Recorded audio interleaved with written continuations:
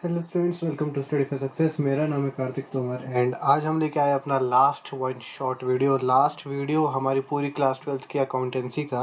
तो कॉन्ग्रेचुलेशंस, आपने मेरे साथ अपनी पूरी क्लास 12th की अकाउंटेंसी यहाँ पे ख़त्म कर दी है। एंड जानते हो एग्ज़ाम टाइम में अभी बोर्ड शुरू होने वाले हैं, सो थोड़ा लेट है बट इतना वीडियो सफिशिएंट है आपके लिए अगर हम इसके 12th क्लास के अकाउंटेंसी के पर्सपेक्टिव से देख रहे हैं। तो आज हम पढ़ने वाले cash flow statement. Cash flow statement हमारी अकाउंटेंसी की बुक का सेकंड पार्ट का सबसे लास्ट चैप्टर है और ये हमारे एक फाइनेंशियल एनालिसिस के टूल में से काम के जो टूल्स है उनमें से एक है। ठीक है, तो फटाफट स्टार्ट करते हैं। वन शॉट वीडियो रहने वाला है, प्लस वन शॉट के अंदर मैं एक प्रैक्टिकल क्वेश्चन भी आपको दिखाऊंगा जिसको आप करके चले जाओगे तो आपके अच्छे से कॉन्सेप्ट क्लियर हो जाएंगे। ठीक है, सो सबसे पहले जानते हैं introduction to cash flow statement. इसकी डेफिनेशन क्या है? Cash flow statement shows the inflows यानी कि रिसीप्ट्स एंड आउटफ्लोज, यानी कि एक फाइनेंशियल स्टेटमेंट है जो कि हमें ये बताता है कि हमारी कंपनी में कितना कैश आया और कितना कैश गया। ठीक, कितने रिसीप्ट्स आए, कितने हमने पेमेंट्स करी। आउटफ्लो यानी कि पेमेंट्स। ठीक है, फिर ये रहा payments of cash and cash equivalents of an enterprise over a specific period. किसी एक स्पेसिफिक पीरियड में कितना कैश, वही कैश एंड कैश इक्विवेलेंट्स का हमने इनफ्लो करा यानी कि रिसिप्ट है, कितनी हमने पेमेंट्स करी। ठीक है, mandatory nature prepared in accordance with accounting standard 3, जो हमारा AS3 है, accounting standard 3 is and is mandatory for companies under the section 133 of the companies act 2013। ठीक है, तो इसके अंदर हमें जो भी बनाना होता है हमें अकाउंटिंग स्टैंडर्ड 3 को देख के बनाना होता है और हमारा जो ये सेक्शन 133 है कंपनीज एक्ट 2013 का, उसको देख के हमें बनाना पड़ता है इसका। ठीक है, पूरा फॉर्मेट एंड पूरा प्रिपेयर उस हिसाब से करना होता है। फिर आते हैं कंपोनेंट्स ऑफ कैश। अब कैश के अंदर क्या क्या आ सकता है? सबसे पहले कैश, जो पैसा होता है नोट, वो तो आएगा ही क्योंकि कैश की बात हो रही है। Includes cash in hand and demand deposits with bank. तो जो कैश टर्म है उसके अंदर हमारा कैश इन हैंड आता है और डिमांड डिपॉजिट अगर हमने बैंक में करा रखे तो वो आएगा, बेसिकली जो हमने बैंक में पैसा जमा करा रखा है। ठीक है, कैश इक्विवेलेंट्स में हमारा short term highly liquid investment readily convertible into known amounts of cash with insignificant risk of value exchanges. ठीक है, investment with A maturity of 3 months और लेस। ठीक है, तो कैश इक्विवेलेंट्स में हमारे शॉर्ट टर्म में जो सबसे जल्दी कैश में कन्वर्ट होने वाले इन्वेस्टमेंट्स है वो सब आ सकते हैं, जो कि हम 3 महीने या उससे कम में कैश के अंदर कन्वर्ट करा लेते हैं। ठीक है, फिर आते हैं primary objectives and benefits of cash flow. ठीक है, कैश फ्लो के प्राइमरी ऑब्जेक्टिव क्या है? To provide information about historical changes in cash and cash equivalents by classifying them into operating, investing and financing activities. अब ये 3 word याद रख लेना, ऑपरेटिंग, इन्वेस्टिंग और फाइनेंसिंग एक्टिविटीज़। ठीक है, अब ये होता क्या है? कैश फ्लो बनाने का प्राइमरी ऑब्जेक्टिव यही है कि ये जो 3 हमारे हेड्स है ना, ऑपरेटिंग, इन्वेस्टिंग और फाइनेंसिंग एक्टिविटीज़, इनके अंदर हमारा कैसा चेंज आया है कैश और कैश इक्विवेलेंट्स का, उसको जानने के लिए हम कैश फ्लो स्टेटमेंट्स को बनाते हैं। ठीक है, की बेनिफिट्स क्या होते हैं इससे? Helps in evaluate changes in net assets. Net assets में हमारा जो भी चेंज आता है उसके बारे में हमें हेल्प करता है उसको जानने के लिए। फाइनेंशियल स्ट्रक्चर में कोई चेंज आए या फिर लिक्विडिटी या सॉल्वेंसी में अगर कोई चेंज आया तो उसको जानने में हमें हेल्प करता है। Second, enable users to access the ability of an enterprise to generate future cash flows। एक जो हमारे एंटरप्राइज के जो यूज़र है, जो मतलब जो भी इसको यूज़ करेगा, क्योंकि यूज़र्स तो हमारे कोई भी हो सकते हैं ना, हमारे शेयर होल्डर भी हो सकते हैं, मैनेजर्स भी हो सकते हैं, कोई एक्सटर्नल पार्टी भी हो सकता है। इन सबको हेल्प करेगा ताकि एक फ्यूचर के अंदर हमारा जो फर्म है एंटरप्राइज वो अच्छे एक कोई कैश फ्लो को जनरेट कर पाए। ठीक है, फॉर एग्जांपल हमारा कोई इन्वेस्टर इसको देख रहा है कैश फ्लो स्टेटमेंट, उसने देखा कि हाँ इनके पास कैश आ जाता है इजीली या फिर इनके पास कुछ कमी की है। अगर वो कल को आके हमारी कंपनी में इन्वेस्ट करेगा, हमारी इंटरप्राइज में इन्वेस्ट करेगा तो हमारे पास कैश फ्लो आएगा उसकी तरह। ठीक है, उसके थ्रू, तो उसके लिए हमको हेल्प करता है। Enhances comparability bye eliminating effects of different accounting treatments for similar transactions. ठीक है, एक कंपेरेबिलिटी प्रोवाइड कर देता है, कैसे एलिमिनेट करता है effect of different accounting treatments for similar transaction. एक ही तरह की ट्रांजैक्शन की जब अलग अलग अकाउंटिंग ट्रीटमेंट होता है ना, उसको ये ख़त्म कर देगा। उसको ख़त्म कर देगा तो आप अच्छे से ईजिली कंपेयर कर पाओगे उन चीज़ों में। ठीक है, फिर useful for checking the accuracy of pass assessment of future cash flows. ठीक है, अब यूज़फुल कैसे होता है? Useful for checking the accuracy of pass assessment. अगर हमारे पहले कुछ कैश फ्लो हुआ है, पहले कुछ कैश इनफ्लो हुआ, आउटफ्लो हुआ, उसको एसेस करके, उसको एनालाइज करके हमें फ्यूचर में होने वाले कैश फ्लो के बारे में भी बता सकता है, ठीक है।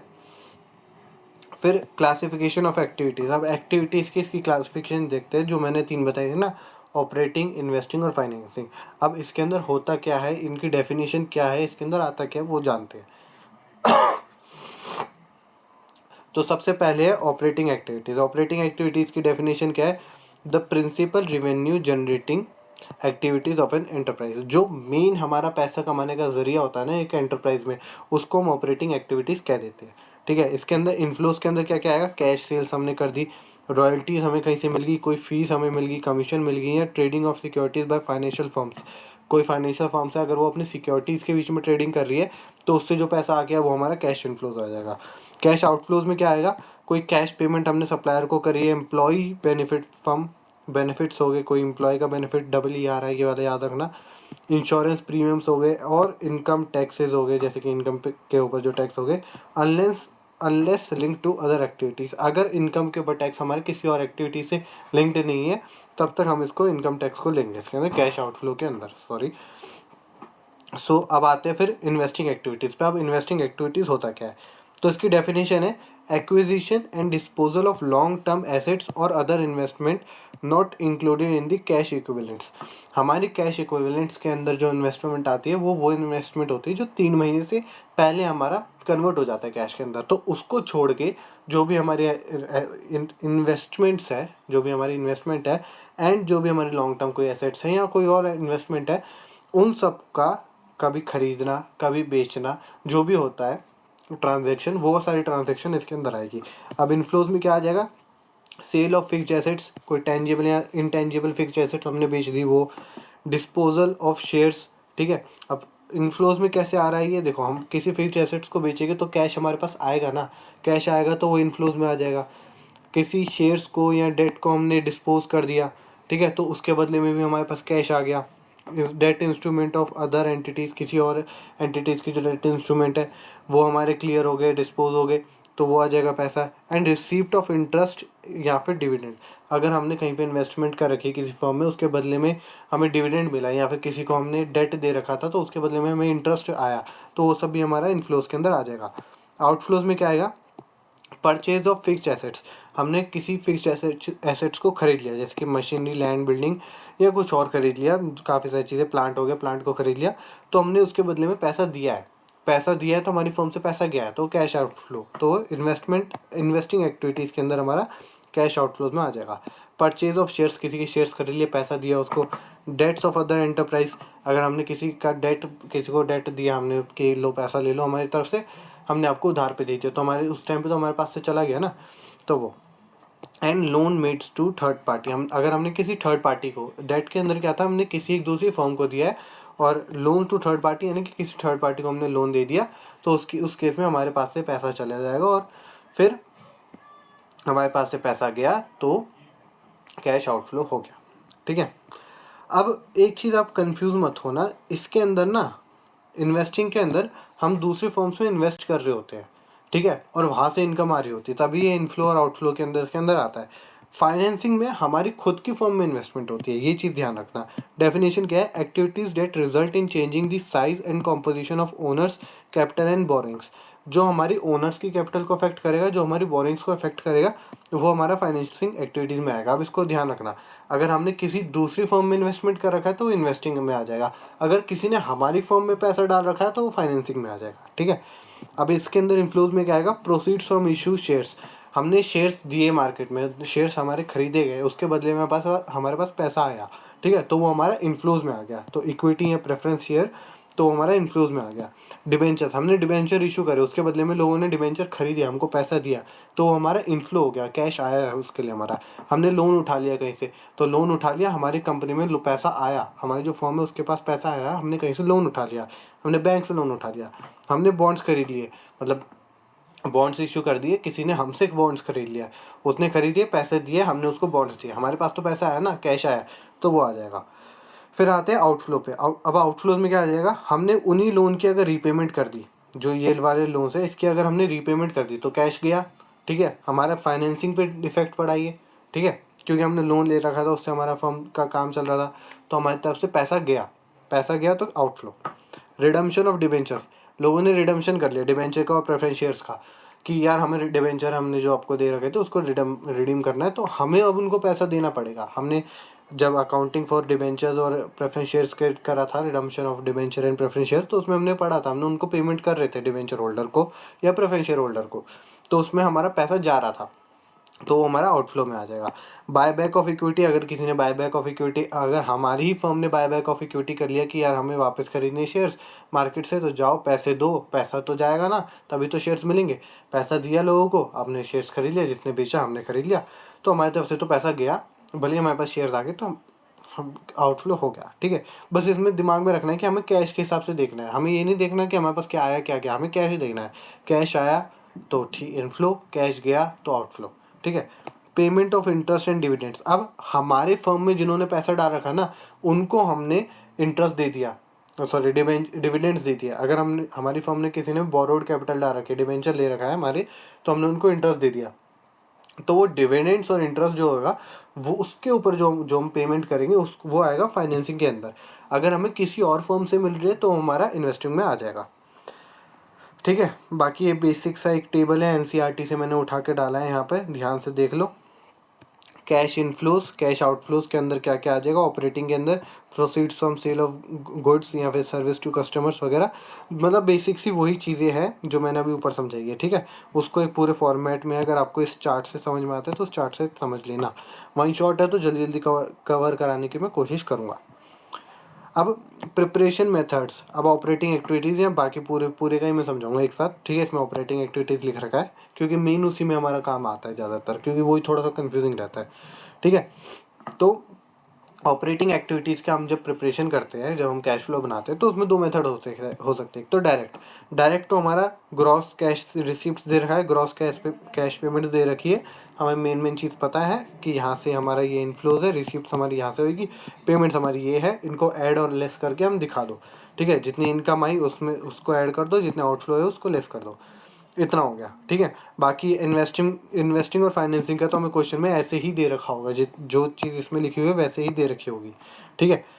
एक और दिक्कत कहाँ पे आती है, अभी ये देखो, दिक्कत तब आती है जब हमें ये ग्रॉस कैश रिसिप्ट या पेमेंट्स ना दिया हो, और 99% केसेस में हमें ये नहीं दिया होगा, क्योंकि डायरेक्ट मेथड कभी नहीं पूछेगा आपसे, सीबीएसई या कोई और बोर्ड हो, कोई नहीं पूछने वाला आपसे।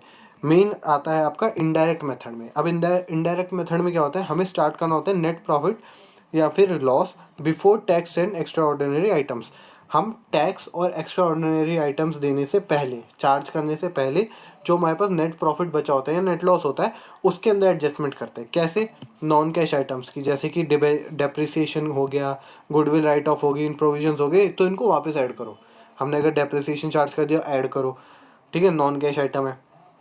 गुडविल हमने दिखा दी राइट ऑफ करके, ऐड करो वापस। प्रोविजन हमने बना दिया, वापस ऐड करो इसके अंदर, ठीक है। नॉन ऑपरेटिंग आइटम्स डिडक्ट कर दो, इन्वेस्टिंग या फाइनेंसिंग इनकम्स। अगर हमने कोई इंटरेस्ट रिसीव्ड इसके अंदर दिखा रखा है नेट प्रॉफिट में, आप खुद सोचो, हमारे पास प्रॉफिट बचा है, उसके अंदर हमने इंटरेस्ट दिखा रखा है, जबकि हम फाइनेंसिंग के अंदर दोबारा इंटरेस्ट दिखाएंगे, तो इससे बढ़िया है कि यहीं से हटा दो वापस, ठीक है, यहाँ से हटा दो, तो फाइनेंसिंग में अपने आप हमें इंटरेस्ट दिख जाएगा। इंटरेस्ट रिसीव तो हमारा इन्वेस्टिंग में आ जाएगा, अगर हमने इंटरेस्ट पे भी करा हो तो, ठीक है, इंटरेस्ट पेड होगा तो वो सब भी हमें दिखाना होगा पूरा, ठीक है।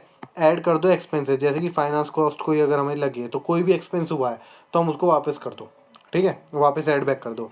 जो भी हमारी फाइनेंस इनकम है उसको डिडक्ट कर दो, इन्वेस्टिंग या फाइनेंसिंग इनकम आ रही है तो, ठीक है। ये और इन्वेस्टिंग और फाइनेंसिंग की अगर हमने कोई एक्सपेंसेस दिखा रखे हैं इसके अंदर नेट प्रॉफिट के अंदर, तो उसको वापस ऐड बैक कर दो। फिर हमारे पास जो वैल्यू आएगी वो बिफोर वर्किंग कैपिटल चेंजेस आएगी, तो उसके अंदर हम वर्किंग कैपिटल चेंजेस दिखा देंगे।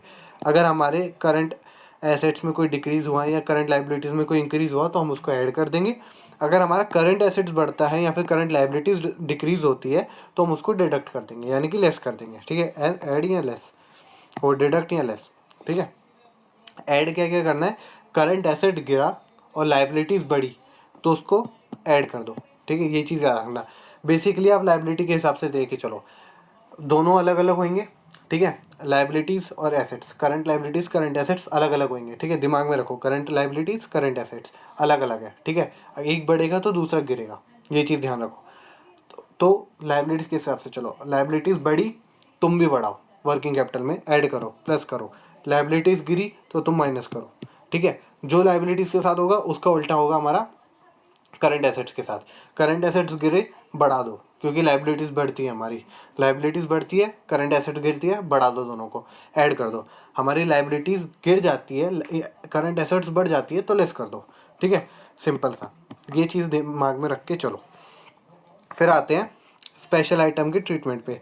स्पेशल आइटम्स के ट्रीटमेंट कैसे होते हैं, जैसे कि एक्स्ट्रा ऑर्डिनरी आइटम्स, थेफ्ट हो गया, अर्थक्वेक हो गया, फ्लड हो गया, फ्लड हो गया, क्लासिफाइड एंड डिस्क्लोज्ड सेपरेटली, ठीक है। इनको दिखाना पड़ता है अलग से अंडर द रेलिवेंट एक्टिविटी। कोई एक रेलिवेंट एक्टिविटी होगी, उसके मतलब होती है जो रेलिवेंट एक्टिविटी, उसको अलग से दिखाना होता है कि हाँ ये हमारे एक्स्ट्रा ऑर्डिनरी आइटम्स में थेफ्ट हुआ, अर्थक्वेक हुई, फ्लड आ गया, तो इनको अलग से दिखाना होगा। Interest and dividends. अब इंटरेस्ट एंड डिविडेंड्स का क्या होता है, non financing enterprises, interest dividends are paid are financing, ठीक है। अब देखो, जो नॉन फाइनेंशियल एंटरप्राइज होती है ना, जो फाइनेंशियल में डील नहीं करती, ठीक है, उनके लिए इंटरेस्ट या डिविडेंड पेड जो होता है वो फाइनेंसिंग का पार्ट होता है, ठीक है, उनका फाइनेंसिंग का पार्ट होता है। और इंटरेस्ट और डिविडेंड अगर उनको रिसीव होता है तो वो इन्वेस्टिंग का होता है, ठीक है। जो नॉन फाइनेंसिंग जो अभी हम पढ़ रहे हैं, जो जिसके हिसाब से हम पूरा भी पढ़ के चले थे, ठीक है, स्टार्टिंग में। लेकिन अगर फाइनेंसिंग एंटरप्राइज दे रखा है क्वेश्चन में, कि उन्होंने मेंशन करा है कि एक फाइनेंसिंग एंटरप्राइज है, तो उसके अंदर इंटरेस्ट पेड हो, रिसीव्ड हो, डिविडेंड्स रिसीव्ड हो, वो सारे हमारे ऑपरेटिंग में आ जाएंगे, ठीक है। चाहे पेड हो, रिसीव्ड हो, वो सारे हमारे ऑपरेटिंग में आ जाएंगे, क्योंकि फाइनेंसिंग एंटरप्राइज करती ही इसी काम में है। वो शेयर्स को खरीदना, बेचना, लोन प्रोवाइड करना, लोन लेना, इसी काम में लगी रहती है, ठीक है। तो उनके लिए सब ऑपरेटिंग है, उनका day to day business activity, उनका दिन का रोजगार ही इसी के बेस पर चलता है। फिर टैक्सेस आ जाते हैं। Taxes generally classified as operating unless specifically identified और विद इन्वेस्टिंग और फाइनेंसिंग एक्टिविटीज, जैसे कि capital gain tax is investing, ठीक है। जनरली हमें टैक्स अगर दे रखा है तो हम उसको मान के चलते हैं इनकम टैक्स है, तो उसको ऑपरेटिंग में दिखाओ, ठीक है। अगर हमें बोल रखा है स्पेसिफिकली कि ये किसी फाइनेंसिंग या इन्वेस्टिंग एक्टिविटी के ऊपर बेस्ड है, ठीक है, उससे रिलेट कर रहा है, तो हमें उसी हेड के अंदर दिखाना होगा, नहीं तो आप ऑपरेटिंग के अंदर जनरली दिखाते हैं इसको। फिर non cash transaction, investing and financing transaction are not required cash, example issue of shares for machinery are excluded from the statement but disclosed everywhere, ठीक है। जो नॉन कैश ट्रांजैक्शन होती है इन्वेस्टिंग और फाइनेंसिंग के अंदर, हमें वो ट्रांजैक्शन नॉट रिक्वायरिंग कैश, जो इन्वेस्टिंग और फाइनेंसिंग के अंदर ट्रांजैक्शन होती है जिसमें कैश की ज़रूरत नहीं होती है हमें, जैसे कि हमने मशीन खरीदनी थी तो उसके बदले में शेयर्स दे दिए, मशीन आ गई, कैश का कहीं पे नहीं आया हमारा, तो उसको हम एक्सक्लूड करके चलते हैं स्टेटमेंट से। बट उसको हमें सारी जगह पे दिखाना पड़ता है कि हाँ हमने मशीनरी खरीदी है शेयर्स के बदले में, वो दिखाना पड़ेगा। लेकिन इस स्टेटमेंट में हम उसको नहीं दिखाएंगे, कैश फ्लो स्टेटमेंट में। फिर इसका स्ट्रक्चर में अगर दिखाऊं तो देख लो, वरना मैं आपको फॉर्मेट पे ले जाता हूँ सीधा। ये आपका फॉर्मेट है इनडायरेक्ट मेथड का। ऊपर कैश फ्लो स्टेटमेंट आ जाएगा, पर्टिकुलर्स, अमाउंट मर्जी है 2 अमाउंट डालो नहीं तो 1 डालो, आपकी मर्जी है, ठीक है। अब देखो उसका फॉर्मेट कैसे चलता है। सबसे पहले आता है यहाँ पे cash flow from operating activities.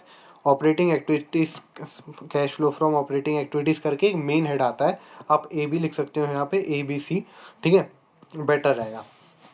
फिर हमें दे रखा होगा net profit before tax and extra ordinary items, जो भी वैल्यू होगी यहाँ पे लिख दो। फिर ऐड बैक करो non cash expenses and non operating expenses, जितने भी non cash non operating expenses है, जैसे कि depreciation, goodwill, interest, loss on sale of fixed assets, इन सबको ऐड बैक कर दो। मैं थोड़ा सा थिन कर देता हूँ उसको, ठीक है। डेप्रिसिएशन हो गया, गुडविल हो गई, इंटरेस्ट पेड हो गया, loss on sale of fixed asset हो गया, इन सबको ऐड बैक कर दो। यहाँ पे वैल्यूज़ लिखो और यहाँ पे ऐड बैक करके दिखा दो इधर, ठीक है, ऐसे लाइन डाल दो चाहे तो नीचे। फिर इसमें से लेस कर दो नॉन ऑपरेटिंग इनकम्स। अब नॉन ऑपरेटिंग इनकम्स कौन सी होगी, डिविडेंड रिसीव हो गए, profit on sale of investment, profit on sale of fixed assets हो गया, इंटरेस्ट रिसीव्ड हो गया, तो वो सब इन्वेस्टमेंट भी फिक्स्ड एसेट्स के अंदर आ जाएगा, ठीक है। तो वो सब दिखा दो यहाँ पे और उन सबको लेस करके दिखा दो और यहाँ पे वैल्यू डाल के ऐसे ब्रैकेट में लेस करके दिखा दो। अब इन सब का टोटल करो, ये वैल्यूज़ उसमें ये ऐड करो, उसमें ये वाला लेस करो वैल्यू, उसके बाद जो वैल्यू आएगी वो होगा हमारा operating profit before working capital changes, operating profit आ जाएगा जब वर्किंग कैपिटल के चेंजेस नहीं दिखा हमने। फिर वही लाइबिलिटीज़ वाला जो मैंने एग्जांपल बताया था ना कैसे याद करना है, करंट लाइबिलिटीज़ के हिसाब से देखो, करंट लाइबिलिटीज़ बढ़ेगी ऐड करो, करंट लाइबिलिटीज़ के जस्ट उल्टा हमारा एसेट्स आ जाएगा, एसेट्स गिरेगी ऐड करो, ठीक है। तो डिक्रीज इन करंट एसेट्स और इंक्रीज इन करंट लाइबिलिटीज़ को ऐड कर दो, यहाँ पे दिखा दो, ऐड करके यहाँ पे वैल्यू लिख दो। फिर लेस करो इंक्रीज इन करंट एसेट्स और डिक्रीज इन करंट लाइबिलिटीज, ठीक है। वही वाला एग्जांपल करके जो भी डिक्रीज वाली वैल्यू यहाँ पे लिख दो और यहाँ पे डिक्रीज करके वैल्यू आ जाएगी। फिर इसको ऐड करके दिखा दो, वरना एक काम करना, ये वाली वैल्यू मत लिखना, ठीक है। इन सबको फाइनल वैल्यूज में दिखा देना, ठीक है, एक साथ कैलकुलेट। बाकी अभी एक काम करो, छोड़ो, मेरी बात सुनो, ठीक है। ज़्यादा दिमाग पे ध्यान टेंशन मत दो, कैसे करना है। ऊपर वैल्यू लिखो, ऐड वाली वैल्यू यहाँ से इसका टोटल करके इधर लिखो, लेस वाली वैल्यू का टोटल करके इधर लिखो, इसके अंदर ये वाली वैल्यू ऐड करो, जो लेस करने वाली उसको लेस करो, उसके बाद जो आएगा उसको इस हेडिंग का नाम दे दो, ठीक है। फिर ऊपर वाला भूल जाओ, फिर यहाँ से स्टार्ट करो, यहाँ से ये वैल्यू इसके अंदर जो हमारा ऐड वाली आइटम्स है वो सारी ऐड कर दो, जो हमारी लेस वाली आइटम है उसको लेस कर दो, और उसके बाद जो वैल्यू आई वो इसको, फिर इसके ऊपर वाला भूल जाओ, फिर यहाँ से स्टार्ट करो। फिर उसके बाद क्या करो, cash generated from operating activities के नाम से एक हेड डाल दो जिसके अंदर हमारे यहाँ पे वैल्यू आ जाएगा, ठीक है। फिर लेस करना है, लेस क्या करना है, इनकम टैक्स पेड, जो भी हमने इनकम टैक्स पे करा उसको लेस कर दो, ठीक है। फिर cash flow before extra ordinary items हो जाएगा, फिर मतलब जो भी एक्स्ट्रा ऑर्डिनरी आइटम्स अगर कुछ है तो वो दिखा दो, ऐड या लेस कर दो, ठीक है। बाकी और कोई दिक्कत नहीं है। फिर cash flow before extra ordinary items यहाँ पे आ जाएगा, ये टैक्स लेस करके जो भी वैल्यू आएगी उसके अंदर अगर कुछ ऐड लेस करना है, ये वाला लेस होगा, ये वाली मेन वैल्यू, उसके अंदर कुछ ऐड लेस करना होगा यहाँ पे आ जाएगा। उसके बाद जो टोटल करके आपके पास यहाँ पे वैल्यू आएगी, जो फाइनल वैल्यू आएगी, ठीक है, वो आएगा net cash flow from operating activities, ठीक है। जो भी वैल्यू आएगी, या ये पॉजिटिव भी आ सकती है, ये हमारी नेगेटिव भी आ सकती है, टेंशन मत लेना, पॉजिटिव नेगेटिव दोनों आ सकते हैं, कोई दिक्कत नहीं है, ठीक है। फिर डालो आप एक बी हेडिंग, यहाँ पे एक काम करना, पूरी एक लाइन डाल देना फॉर, एक सेपरेट खन्ना बन जाएगा आपके लिए, ठीक है। Separate Khanna means separate section बन जाएगा। फिर यहाँ पे आ जाओ, फिर आएगा cash flow from investing activities करके एक हेड डालो, जो वैल्यूज़ यहाँ पे आने वाली है उसका वेट करना, लास्ट में आ जाएगी, यहाँ पे कुछ वैल्यू नहीं आएगी। फिर इन्वेस्टिंग एक्टिविटीज़ का हमें डायरेक्ट दे रखा होगा, कोई टेंशन नहीं लगाना आपको। Sale of fixed assets, sale of long term investment, interest received, dividend received, rent received, less कर दो परचेज ऑफ फिक्स्ड एसेट्स, ये सारे ऐड वाले आइटम्स है, ठीक है। ये जो भी है ऐड वाले आइटम्स है ये सारे, ठीक है। जो भी लेस करना है फिक्स्ड एसेट्स, क्योंकि पैसा जा रहा है लेस करो, purchase of long term investment पैसा जा रहा है लेस करो, ठीक है। उसके बाद इन सब का टोटल करो, यहाँ पे लिखो, और उसी सेम टोटल को यहाँ पे लिख दो, ये आ जाएगा आपका net cash flow from investing activities. उसके बाद फाइनेंसिंग एक्टिविटीज़ के अंदर एक सी डाल दो यहाँ पे, फिर लिखो फाइनेंसिंग एक्टिविटीज़, यहाँ पे भी एक लाइन डाल दो, ऐसे सेपरेट सेक्शन बना दो। लिखो proceeds from issue of shares, अगर कोई शेयर्स इशू करके हमारे पास पैसा आया है, ये सारे ऐड वाले आइटम्स है, ठीक है, प्लस वाले आइटम्स नीचे से लेस शुरू हो गया। Proceeds from issue of debentures, या फिर कोई और लॉन्ग टर्म बोरिंग्स है उससे अगर हमारे पास कोई पैसा है, फिर रीपेमेंट कर रहे हैं हमारे डिबेंचर का या किसी और लॉन्ग टर्म बोरिंग्स, या फिर प्रेफरेंस शेयर्स का रीपेमेंट कर रहे हैं, इंटरेस्ट पे कर दे, डिविडेंड पे कर दे, इन सबको लेस कर दो। फिर जो वैल्यू आएगी आपकी लास्ट में वो आएगा net cash flow from financing activities, यहाँ पे वैल्यू डाल दो, यहाँ पे फाइनल वैल्यू डाल दो, ठीक है। तो ये आपका बन जाएगा ए, बी और सी, तीन वैल्यूज़ आपके पास आ गई।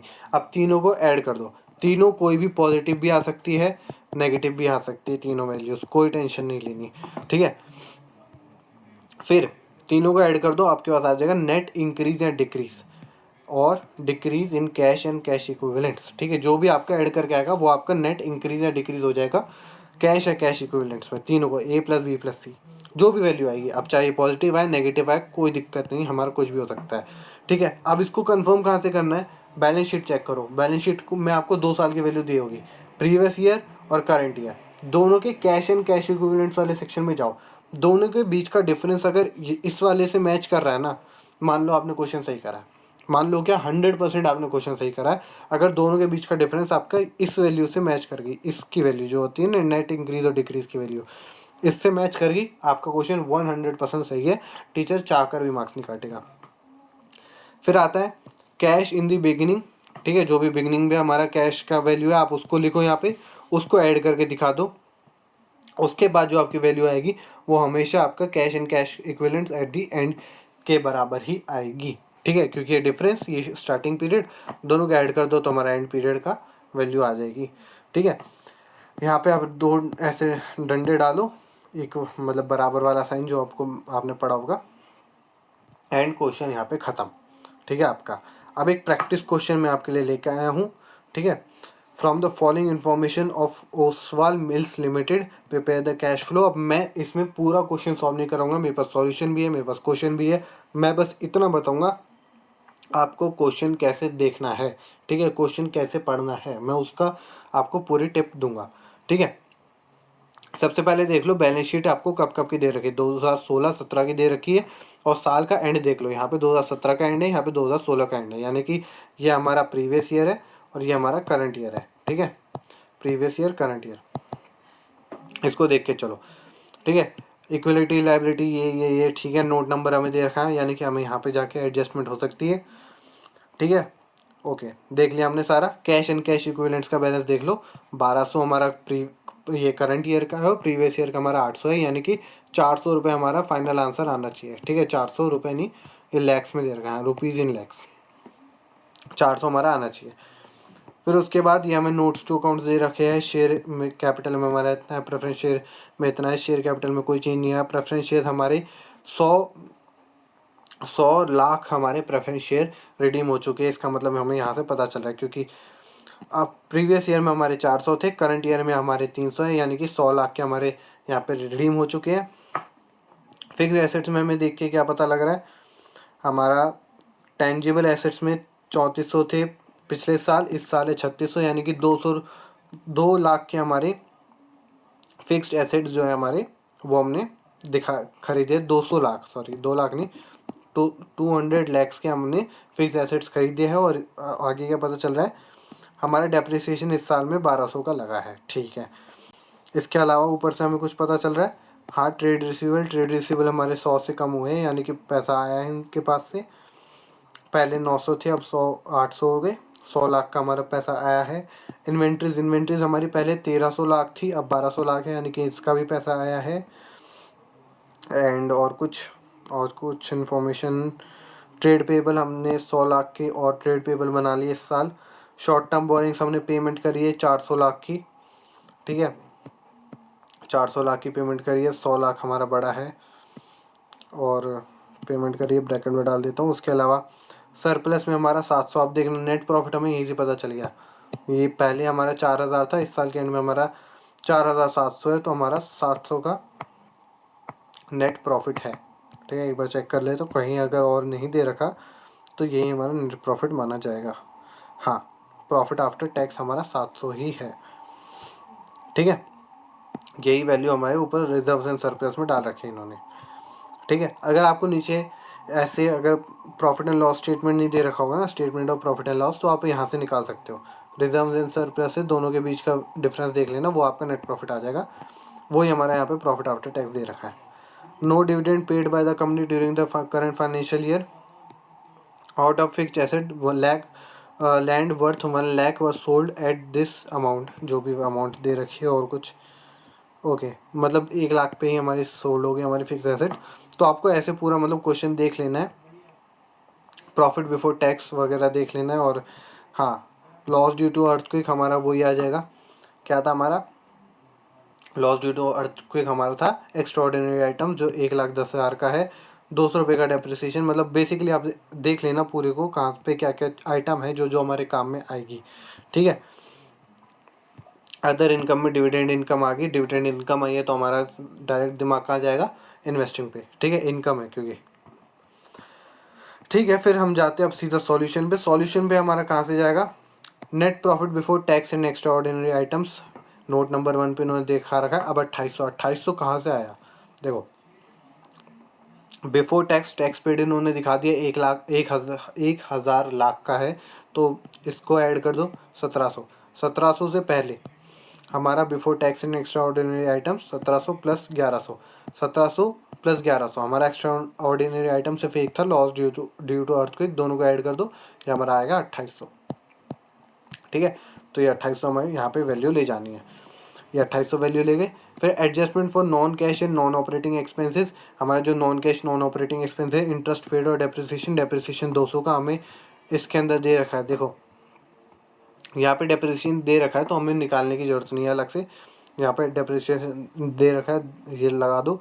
फिर फाइनेंस कॉस्ट जो हमारी इंटरेस्ट पेड है 200 रुपये की, वो भी ऐड कर दो, ठीक है।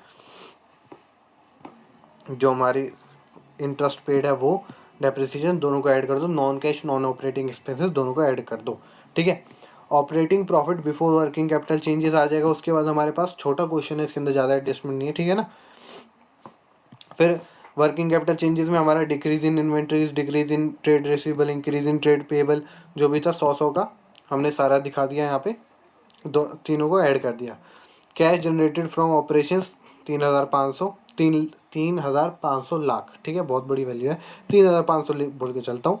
इसमें से लेस कर दो इनकम टैक्स पेड जो कि 1,000 का है, लेस कर दो कि फिर हमारे पास cash flow before extraordinary items आ जाएगा।